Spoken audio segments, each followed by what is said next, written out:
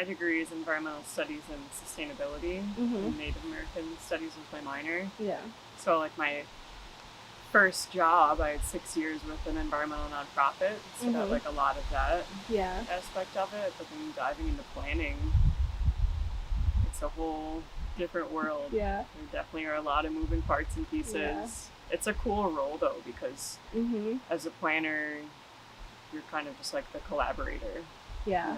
You could be the facilitator and the listener and listen to what people have to say, and then try to weave things together from there. Can you tell us a bit about the Climate Adaptation Task Force, and what does the task force hope to accomplish in the coming years? Sure. So the Marquette County Climate Adaptation Task Force, or CADF as we call it, was established in 2013.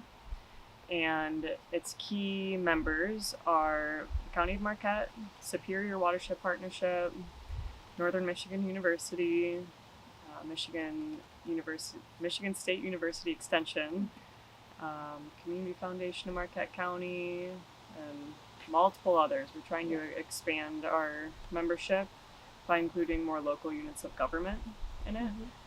But our key goal is to bring people together and catalyze implementation of adaptation and mitigation projects for climate change. So we accept as a group that the climate is changing.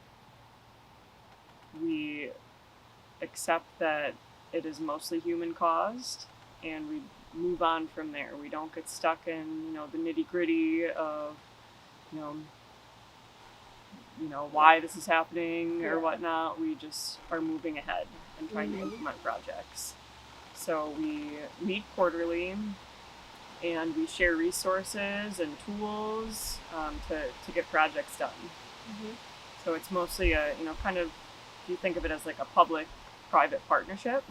We have representatives from different governments, and then also from the school side of things and education, and really just try to pull in everyone to have this united front to locally act against climate change. It is pretty progressive that Marquette has this collaborative group, and I'm very proud to be a part of it. It's really cool to just level with different people and really try to get work done together.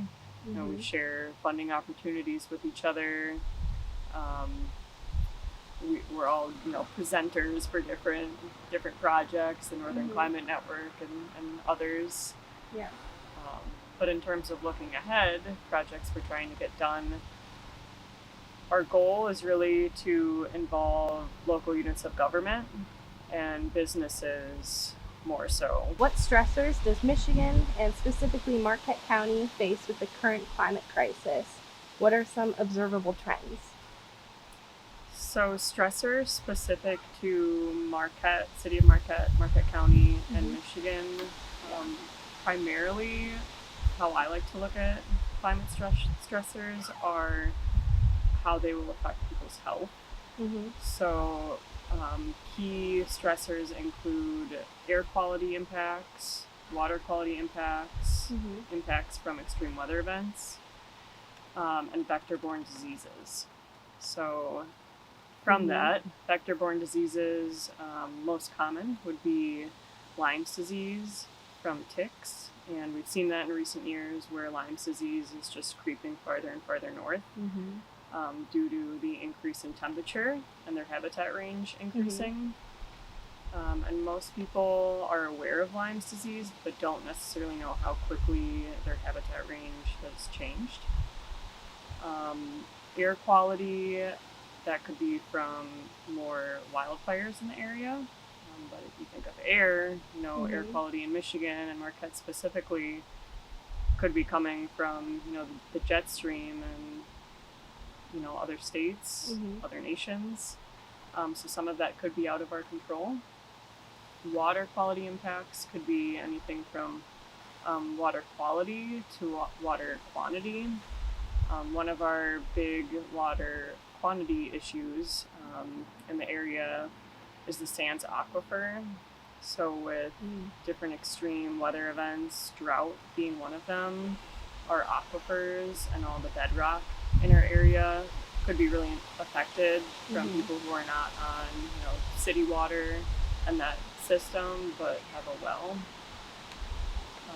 And then, stormwater impacts. So with these extreme weather events, you have a ton of water coming down all at once, and not only affecting the infrastructure of the pavement and buildings being damaged, but washing all the toxins from automobiles and fertilizer and pesticides and putting that out into Lake Superior and for the city of Marquette, potentially affecting drinking water. You expect storms and thunderstorms, but then when it just pours that much rain all at once, it's a lot.